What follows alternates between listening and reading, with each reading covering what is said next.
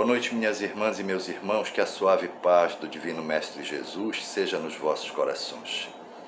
O 28º capítulo do Evangelho segundo o Espiritismo, muitos são os chamados e poucos os escolhidos, nos faz um convite para uma reflexão e para uma mudança radical nos nossos hábitos, na nossa forma de operar e viver esta encarnação. Nós verificamos que toda a situação desse chamamento reside muito mais na nossa forma atual de vida do que propriamente naquilo que está diante dos nossos olhos e a gente não enxerga, da realidade espiritual que precisa ser vivenciada pelo homem, não apenas como um obséquio de Deus, mas como uma condição que nós precisamos ir buscar mediante os nossos próprios esforços, retirando das nossas dificuldades, da nossa aprendizagem aqui na Terra, os elementos necessários para fazer frente a esse aprendizado. A doutrina espírita, o espiritismo cristão, traz para todos um entendimento muito mais palatável, muito mais tranquilo, muito mais sereno, um entendimento que nos coloca frente a frente, primeiro conosco mesmo, e depois nos dá a oportunidade de, mediante o estudo regular em uma casa espírita, a gente vá entendendo os porquês da vida e as suas necessidades. Todos nós sabemos que a fé transporta montanhas e todos nós invariavelmente dizemos que temos fé. Mas nós não podemos tê-la apenas nos momentos capitais, naqueles momentos decisivos da nossa vida. Quando nos vemos frente a frente com uma doença grave, quando nos vemos frente a frente com uma situação de dificuldade patrimonial ou financeira muito grande. Quando não temos um emprego, e quanta gente não tem um emprego. Nós precisamos ter essa fé de modo raciocinado. A fé que tenha uma razão específica para acontecer na vida do homem. Nós fomos criados todos como espíritos simples e ignorantes. E fomos trazidos ao mundo físico para experimentarmos toda a sorte de situações a fim de que esse espírito possa ser moldado, ou seja, a fim de que ele crie uma mentalidade capaz de fazê-lo responder diante das situações que se apresentem para ele. Não é, portanto, nenhuma situação absurda aquilo que se vive. Acontece que nós, mais adiante, após sermos criados como espírito, abdicamos da situação de experimentar os sentimentos e passamos a experimentar e a vivenciar somente as sensações.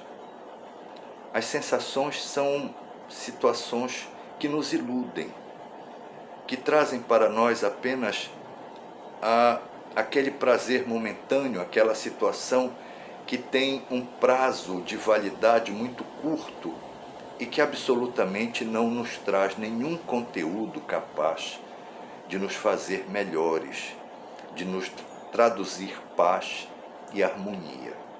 Assim, a gente verifica que o poder dessa fé que a gente tem apenas nos momentos decisivos da vida vai nos acompanhar, se assim a gente desejar, por toda a nossa existência.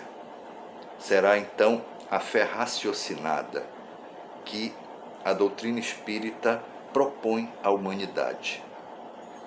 Quando o capítulo diz muitos são os chamados e poucos os escolhidos, é porque poucos de nós ainda têm essa coragem, essa vontade de experimentar, encontrarem-se consigo mesmo, fazer uma releitura da sua vida, passar a limpo a sua existência e caminhar numa modalidade muito mais fraterna e, consequentemente, muito mais feliz.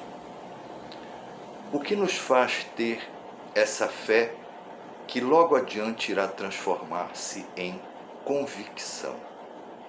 É porque a gente vai desconstruir o homem velho que tinha a fé como artigo de necessidade para uma situação dolorosa, pelo homem novo que vai ter a fé mediante o raciocínio de sua consciência, mediante a mensagem do Cristo, que sempre é para nós uma mensagem verdadeira, uma mensagem fraterna, porque vai atuar, como sempre, na nossa condição moral.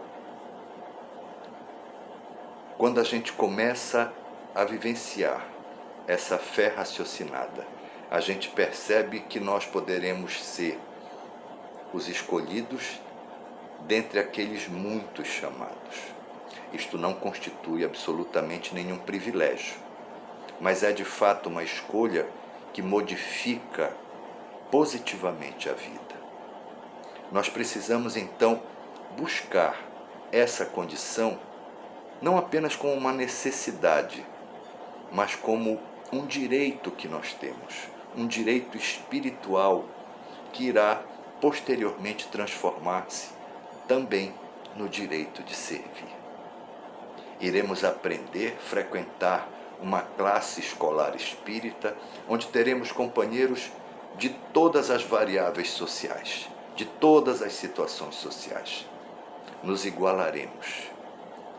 Faremos parte de um coletivo que tem por missão espiritualizar-se e propor mudanças sociais a partir da mudança na situação espiritual de cada indivíduo.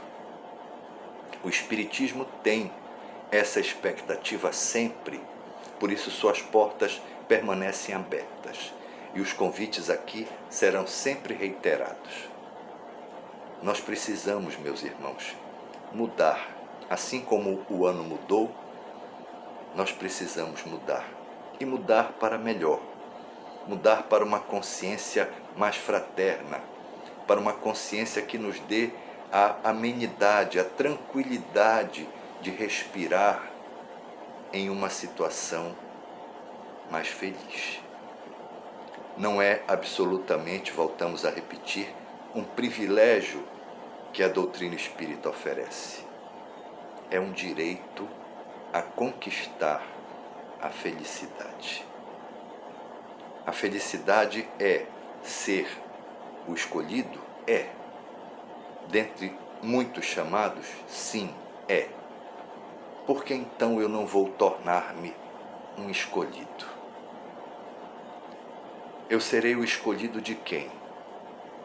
O escolhido de mim mesmo, da minha vontade, do meu voluntariado, da coragem que eu tive de dizer não para as sensações e sim para os sentimentos que eu pretendo começar a de fato viver.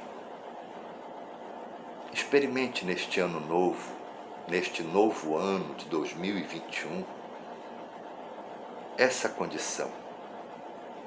Venha oferecer-se como aquele que pretende ser também um escolhido para amar e servir, um escolhido para entender-se e, consequentemente, entender a todos os seus companheiros nesta encarnação.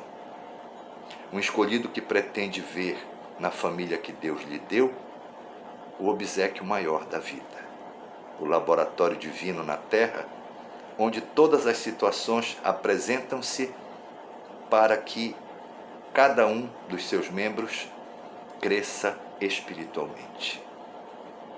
Venha ser um escolhido na reforma que você se permitir no seu mundo íntimo, na sua vida, na forma como você vai passar a viver essa vida. Nada lhe será pedido, muito menos nada lhe será censurado. Você mesmo vai paulatinamente, pouco a pouco, abdicando, ou seja, desistindo de viver as sensações que vivia para viver os sentimentos que estão disponíveis e ao alcance da sua vontade. A doutrina dos espíritos é uma bela e grande escola, onde o mestre é o professor e todos nós somos alunos regulares que nos empenhamos para nos entender melhor, para servir melhor, para amar melhor. Leve essa mensagem para os próximos dias da sua vida. Considere esse convite e enxergue-se, desde já, como um escolhido para servir e amar. Que Deus lhes abençoe, Jesus lhes dê a sua paz e Nossa Mãe Maria de Nazaré lhes envolva em seu manto de luz. Muito obrigado, que assim seja.